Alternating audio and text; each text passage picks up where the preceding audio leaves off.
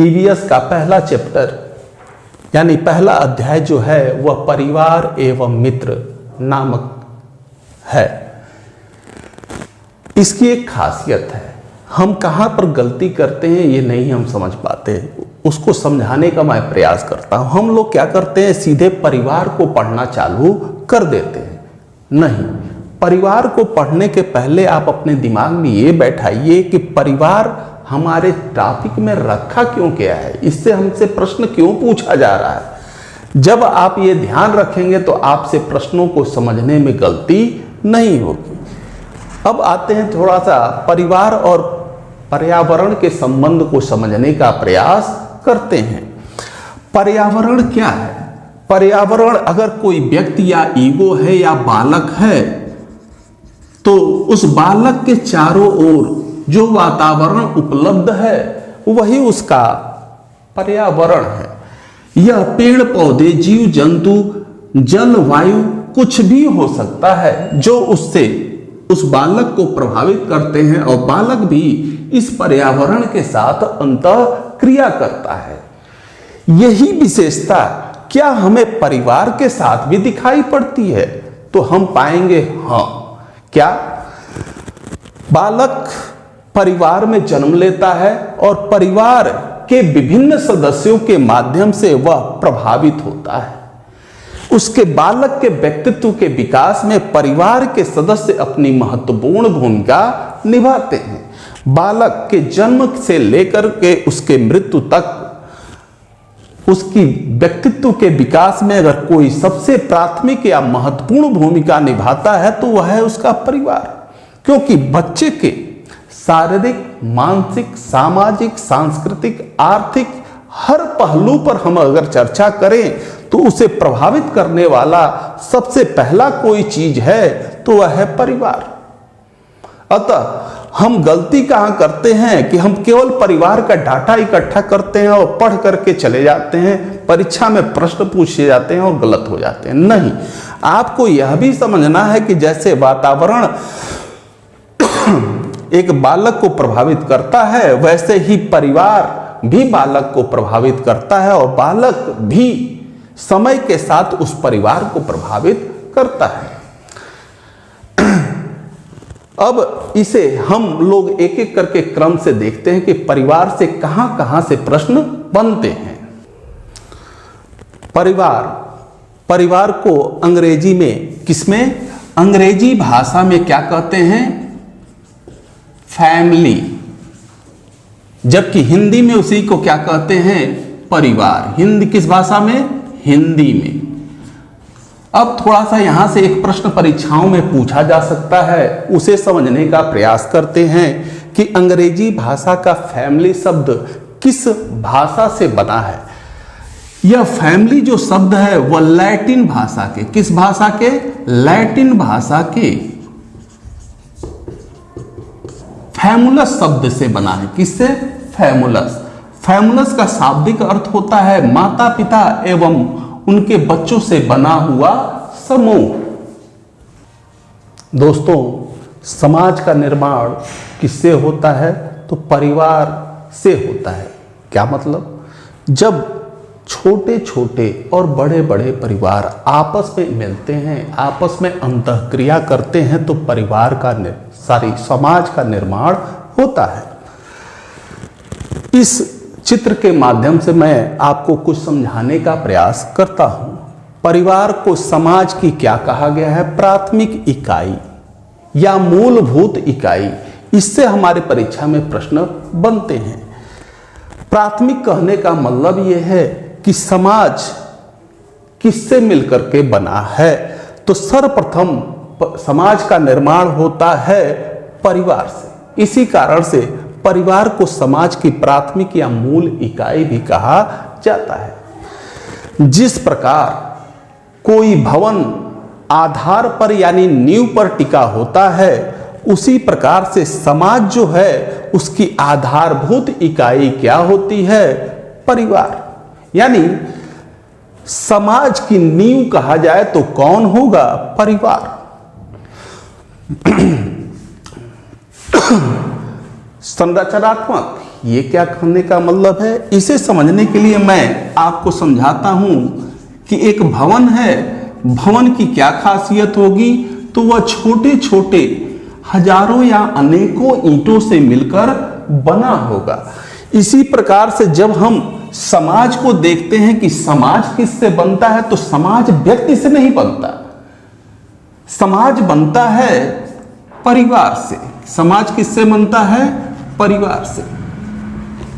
समाज का अध्ययन व्यक्ति के आधार पर न करके परिवार के आधार पर किया जाता है।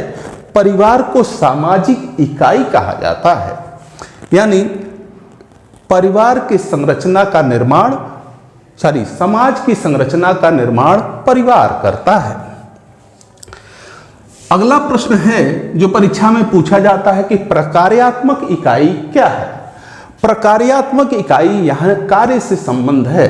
जब अनेक इकाइयां आपस में मिलकर के कार्य करती हैं तो कोई महत्वपूर्ण कार्य संपन्न होता है। जैसे हमारा शरीर है, यह हमारा शरीर अनेक छोटी छोटी कोशिकाओं से मिलकर बना है। ये कोशिकाएं जब अपना फंक्शन यानी कार्य करती हैं तो हमारा पूरा शरीर समयबद्ध रूप से, नियमित रूप से अपना कार्य करता है और हमारा जीवन संभव होता है। वैसे ही समाज में हम क्या खासियत देखते हैं कि जब समाज का कौन सी इकाई? प्राथमिक इकाई कौन है? परिवार।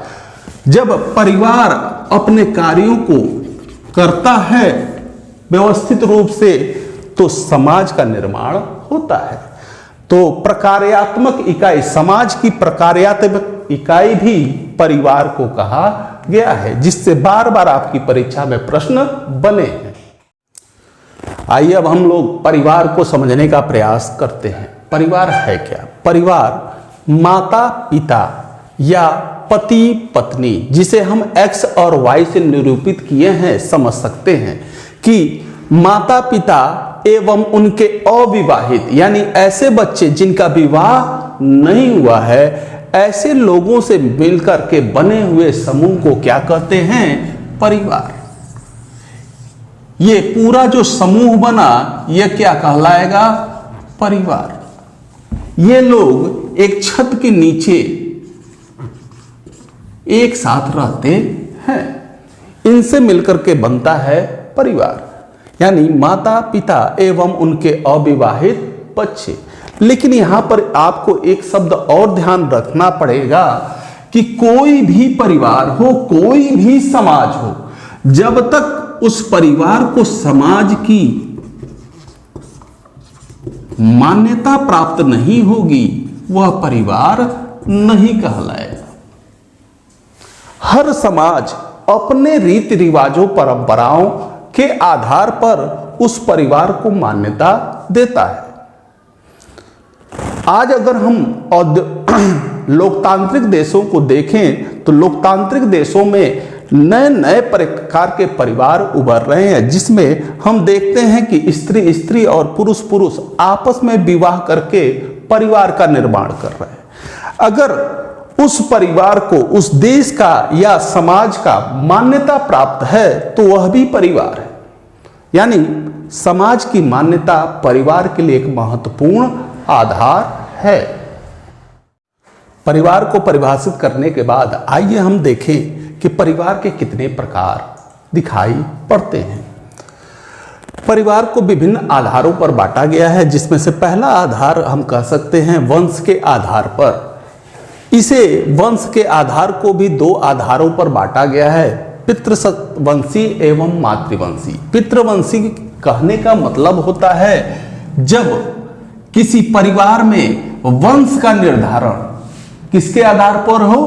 पिता के आधार पर, यानी पिता के बाद उसके पुत्र को, पुत्री को नहीं, पुत्र को वंश की परंपरा मिले तो ऐसे परिवार को पितृवंशी परिवार कहा जाता है। ठीक उसके उल्टा जब माता के आधार पर उसकी पुत्री को, पुत्र को नहीं, पुत्री को वंश का आधार प्राप्त हो तो उसे कहा जाता है मातृवंशी परिवार। इसकी एक खासियत है कि पितृवंशी जो परिवार हैं या पितृ स्थानीय परिवार हैं या पितृसत्तात्मक परिवार हैं, यह विश्व के 95% समाजों में यही प्रकार पाया जाता है, जबकि मातृ स्थानीय परिवार केवल और केवल 5% के आसपास समाजों में पाए जाते हैं। इसकी भी अधिकता सर्वाधिक आदिवासी समाजों में ज्यादा देखने को मिलता है, सभ्य समाजों में कम। अब आते हैं हम लोग निवास के आधार पर परिवार को समझने का प्रयास करते हैं। तो इसके 3 प्रकार बताए गए हैं, पितृस्थानीय, मातृस्थानीय और नव-स्थानीय। जब पुत्र पत्नी से विवाह करके पत्नी को यानी लड़की को अपने घर लाता है और नए परिवार की स्थापना करता है पिता के परिवार के साथ, तो वह कहलाता है पितृस्थानीय। जबकि मातृस्थानीय में क्या होता है, माता यानी लड़की लड़के को विवाह करके अपने घर लाती है और माता के घर पर रहती है, तो वह कहलाता है मातृस्थानीय। जबकि नव-स्थानीय में क्या होता है कि लड़का और लड़की विवाह के बाद अपने माता पिता में से किसी के साथ न रह करके एक नया अपना परिवार स्थापित करते हैं नए स्थान पर, तो उसे कहा जाता है नव-स्थानीय। वर्तमान समय में आधुनिक लोकतंत्रों में या बड़े बड़े शहरों में हमें यह नव-स्थानीय परिवार भी दिखाई पड़ते हैं। इसमें लोग शादी के बाद नौकरी इत्यादि के कारण, बिजनेस के कारण अब एक शहर को छोड़ करके या गांव को छोड़ करके नए नए शहरों में बसे हैं। ऐसे में उनके माता पिता और परिवार के अन्य सदस्य किसी दूसरे शहर में है, जबकि वह नया बालक जो नया शादी किया है अपनी पत्नी के साथ एक नए शहर में नया परिवार विकसित करता है, उसे कहा जाता है नव-स्थानीय। परिवार का एक प्रकार और भी है, वह क्या, आधार के आधार पर अधिकार के आधार पर परिवार। यह अधिकार कहें या सत्ता, जिसमें पावर किसके पास होगा।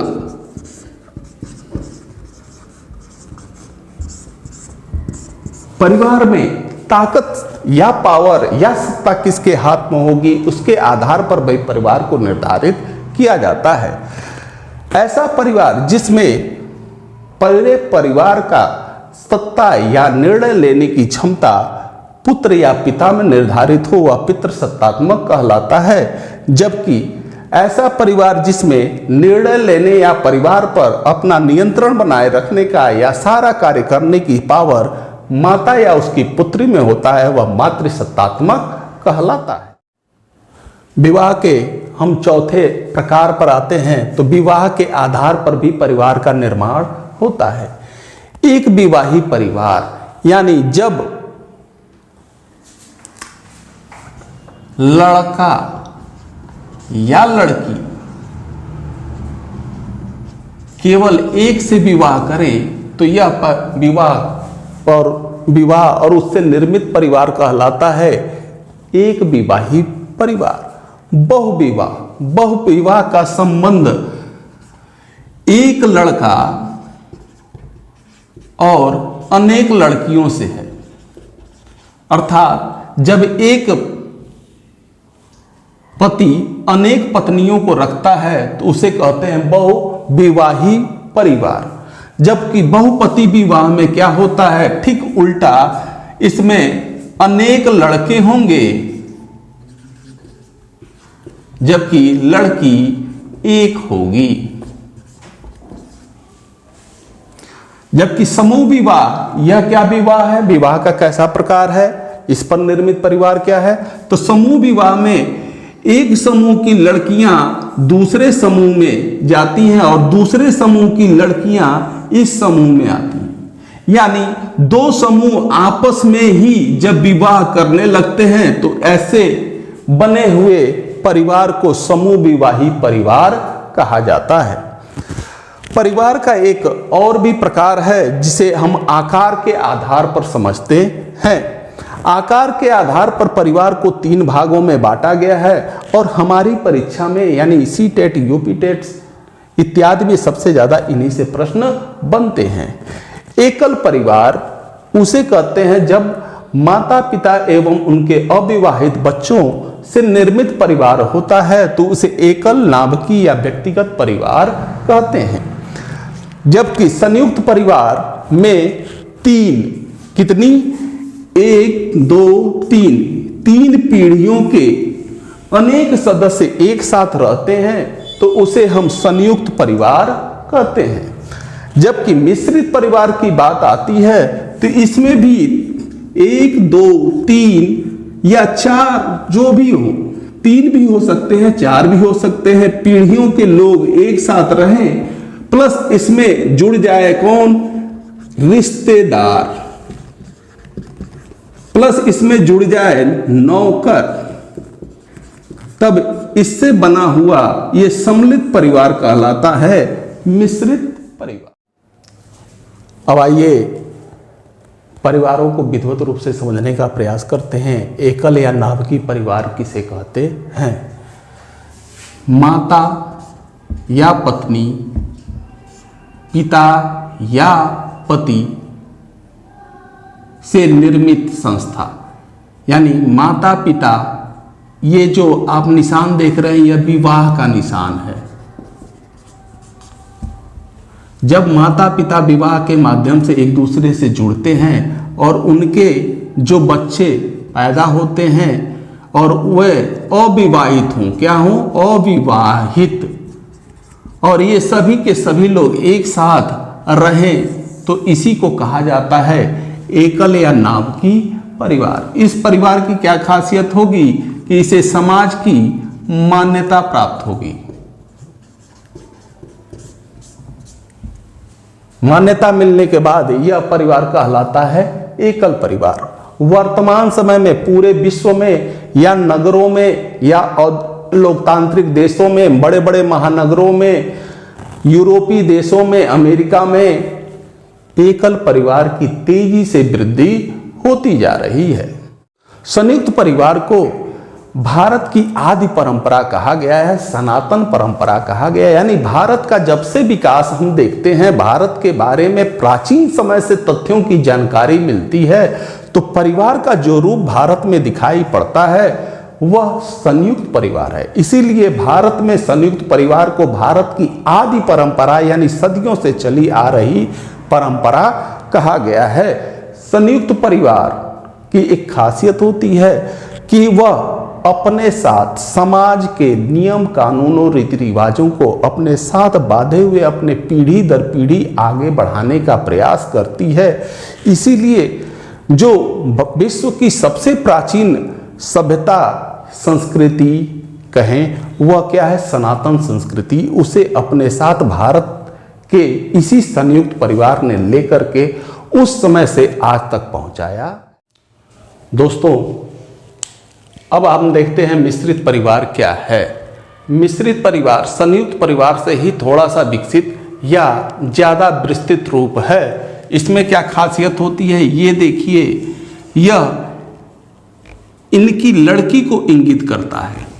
लड़की की क्या खासियत होगी, यह विवाह करके दूसरे परिवार में जाएगी, लेकिन यहाँ पर यह लड़की ये ही है। ऐसे में यह अपने पति को ला करके इसी परिवार के साथ रह रही है। ऐसे में ये लोग इनके रिश्तेदार कहलाएंगे।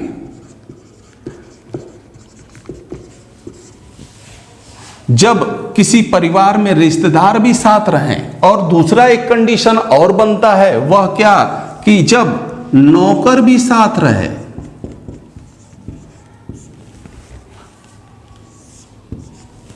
तो ये बनता है आपका मिश्रित परिवार। जब किसी परिवार में 3 या 3 से अधिक पीढ़ी के सदस्य एक साथ रहें और उसमें रिश्तेदार एवं नौकर इत्यादि भी साथ साथ एक ही छत के नीचे एक ही जगह पर रहें, तो वह कहलाता है संयुक्त मिश्रित परिवार। दोस्तों, मिश्रित या जब संयुक्त परिवार की हम बात करते हैं तो उसमें एक खासियत छुपी होती है जो आपको देखना और समझना है। क्या खासियत है? अगर हम इसको लें तो क्या खासियत बनती है? यह एक एकल परिवार है। यह भी क्या है? एक एकल परिवार है या नाभिकीय परिवार है। यानी प्रत्येक संयुक्त परिवार या मिश्रित परिवार में अनेक या एक, कम से कम एक संयुक्त एकल परिवार छिपे रहते हैं, जो आपको यहां दिखाई पड़ रहा है। दोस्तों, मिश्रित या जब संयुक्त परिवार की हम बात करते हैं तो उसमें एक खासियत छुपी होती है जो आपको देखना और समझना है। क्या खासियत है? अगर हम इसको लें तो क्या खासियत बनती है? यह एक एकल परिवार है। यह भी क्या है? एक एकल परिवार है या नाभिकीय परिवार है। यानी प्रत्येक संयुक्त परिवार या मिश्रित परिवार में अनेक या एक, कम से कम एक एकल परिवार छिपे रहते हैं, जो आपको यहां दिखाई पड़ रहा है। परिवार से संबंधित अगला टॉपिक है पारिवारिक संबंध। यानी एक परिवार के अंदर हमें कौन कौन सा संबंध दिखाई पड़ता है। तो परिवार में हमें दो प्रकार के संबंध दिखाई पड़ते हैं, एक विवाह संबंध, दूसरा रक्त संबंध। आइए जरा हम इसे देखें। तो ये आप जो यहाँ पर X और Y के बीच यानी माता और पिता के मध्य जो संबंध देख रहे हैं, इस संबंध को कहा जाता है विवाह संबंध। यानी एक परिवार के निर्माण में कोई संबंध महत्वपूर्ण भूमिका निभाता है तो वह है विवाह संबंध। उसके बाद दूसरा हमें क्या दिखाई पड़ता है कि X और Y के माध्यम से उत्पन्न हुए उनके बच्चे, जिसमें Y और X यानी दो लड़के और एक लड़की है। क्या खासियत बनती है कि ये सभी लोग, यानी ये इनसे और ये भी इनसे, ये सभी लोग आपस में जिस संबंध से जुड़े हैं उसे कहा जाता है रक्त संबंध। यद्यपि यह लड़की विवाह के बाद दूसरे परिवार में चले जाएगी, लेकिन फिर भी यह रक्त संबंध की बात जब होगी तो इस परिवार से वह किससे जुड़ी है? रक्त संबंध से। जबकि विवाह करके जहां जाएगी तो वहां किस संबंध से जाएगी? तो विवाह संबंध के माध्यम से जाएगी। तो किसी भी परिवार में हमें दो प्रकार के संबंध दिखाई पड़ते हैं, विवाह संबंध और रक्त संबंध। परिवार में किसी व्यक्ति के कितने प्रकार के संबंध रक्त और विवाह संबंध द्वारा बन सकते हैं, इन्हें जानने का प्रयास करते हैं।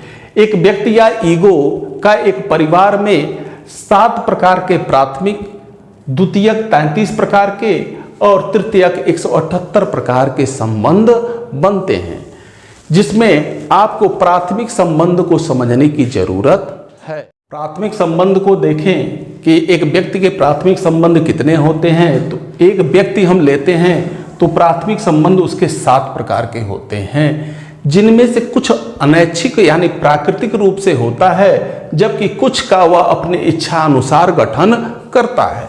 जैसे एक व्यक्ति है, उस व्यक्ति का जन्म उसके माता और पिता से मिलकर होगा, प्लस उस व्यक्ति का भाई होगा या नहीं होगा इस व्यक्ति की इच्छा पर नहीं, उसके माता पिता की इच्छा पर निर्भर करेगा। इसी प्रकार बहन की भी उपस्थिति उसके माता पिता पर निर्भर करता है। इस प्रकार से यह 4 लोग उसके प्राकृतिक या अनैच्छिक उसके संबंधी बनते हैं। जबकि व्यक्ति जब बड़ा होता है तो अपनी इच्छा अनुसार पत्नी का चयन और पुत्र एवं पुत्री का चयन करता है। यह इच्छा अनुसार उस संबंध को बनाता है। अब हम आते हैं द्वितीयक संबंध पर।